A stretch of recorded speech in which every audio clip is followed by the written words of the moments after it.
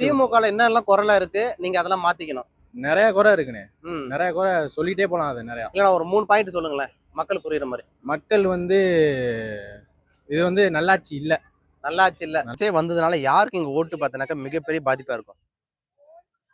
இப்போ அதிமுகவுக்கும் திமுகவுக்கும் எந்த பாதிப்பும் இருக்காதுங்க.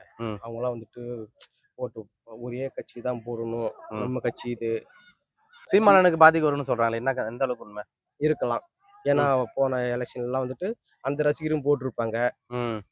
அண்ணன் சீமானன்னு இருக்காரு, அவரும் தனியா போட்டிட்டு தான் இருக்காரு. அவருக்கு ஏன் நீங்க ஓட்டு போடல? ஏன்னா சீமான நான் இப்போ சொல்றேன், அவரும் ஒரு நல்ல ஆள் தான், நான் இல்லைன்னு சொல்ல மாட்டேன். ஆனா இருந்தாலும் சீமான் வந்து சீமான் சார் வந்து ஆக்சுவலா வந்து எல்லாமே நல்லதுதான் செஞ்சுட்டு இருக்காரு இப்ப கூட. ஆனா என்னோட ஏம் என்னன்னு கேட்டீங்கன்னா, இப்ப அவரு ஏற்கனவே இருக்கிறாரு, இவ எல்லாருமே இருக்கிறாங்க, இருந்த என்ன பிரயோஜனம் தான் நான் கேக்குறேன். இப்ப நான் வந்து புதுசா ஒருத்தர் உள்ள வந்தாருன்னா அவர் நல்லது செய்வாரான்னு சொல்லிட்டு ஒரு ஏம்ல தான் நான் இருக்கேன். ஓகேண்ணா. புறங்கள்லாம் பாத்தீங்கன்னா இன்னும் வந்து ஒரு இதா இல்ல. எடப்பாடி செஞ்ச அளவுக்கு இப்ப பண்ணல. எடப்பாடி பண்ற அளவுக்கு கூட ஸ்டாலின் பண்ணல. ஓகேண்ணா. ஒரு சிட்டிக்குள்ள வந்து எல்லாமே இருக்கு, கிராமப்புறங்கள்ல வந்து கம்மியா இருக்கு எல்லாமே. வளர்ச்சி எல்லாமே பொறுத்தவரை சவுத்தர்ன் டிஸ்ட்ரிக்ட் எல்லாம் பாத்தீங்கன்னா இன்னுமே கம்மியா தான் இருக்கு.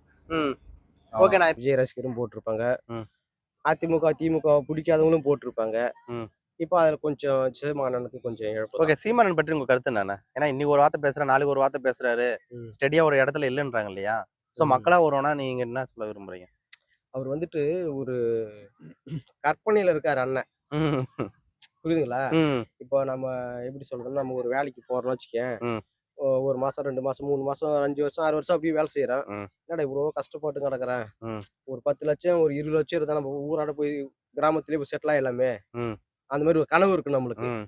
அது மாதிரி அவருக்கு வந்துட்டு நம்ம இவ்வளவு பேசுறோம், ஒரு நாளைக்கு ஒரு பொதுக்கூட்டம் கூட்டுறோம், பேசுறோம், 1000 லட்சம் கணக்கான 1000 பேர் கூடுறாங்க, உட்காடுறாங்க, அமைதியாக பேசுறாங்க, நம்ம கேட்கறாங்க, கை தட்டுறாங்க. ஆனா நம்மளுக்கு ஓட்டு விழலையே, நம்ம ஜெயிக்க மாட்டேங்கிறோமே அப்படின்னு அவரு நினைக்கலாம். அந்த மாதிரி ஒரு கற்பனை உலகத்துல இருக்காரு.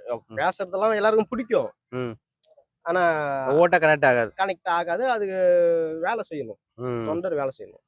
இப்ப திமுக குறை சொல்ற மாதிரி என்னென்னலாம் இருக்கு? ஒரு 3 பாயிண்ட். 3 பாயிண்ட் பாத்தீங்கன்னா, ஊழல், ரவுடிசம் நிறைய இருக்கு. ரவுடிசம் நிறைய இருக்கு. ஆக்சுவலா ரவுடிசம் பண்றது அதாவது திமுக கூட்டணியில இருக்கவங்களே பண்றாங்களா, இல்ல திமுக மட்டும் தான் பண்ணுதுன்னு நினைக்கிறீங்களா? திமுக கூட்டணியில இருக்கவங்க பண்றாங்க. திமுக அப்படிலாம் யாரும் பண்றாங்க? திமுக யாருன்னா அது உங்களுக்கே தெரியும். கூட்டணியில யாரு இருக்கா? எல்லாருமே இல்ல, எல்லாரும் இருக்காங்கல்ல. இருக்காங்க. இப்ப கூட இந்த ஹைகோர்ட் வாசல், பார்க் கவுன்சில் வாசல்ல பார்த்தோம், அதுவும் இருக்கு, நிறைய இருக்கு. நிறைய இருக்கானா? ஓகே ஓகேண்ணா. 2026ல வந்து இவர் தான் வரும்னு நினைக்கிறீங்க? டிஎம்கே தான் கன்ஃபார்ம். ஓகே நன்றிண்ணா, சூப்பர்ண்ணா.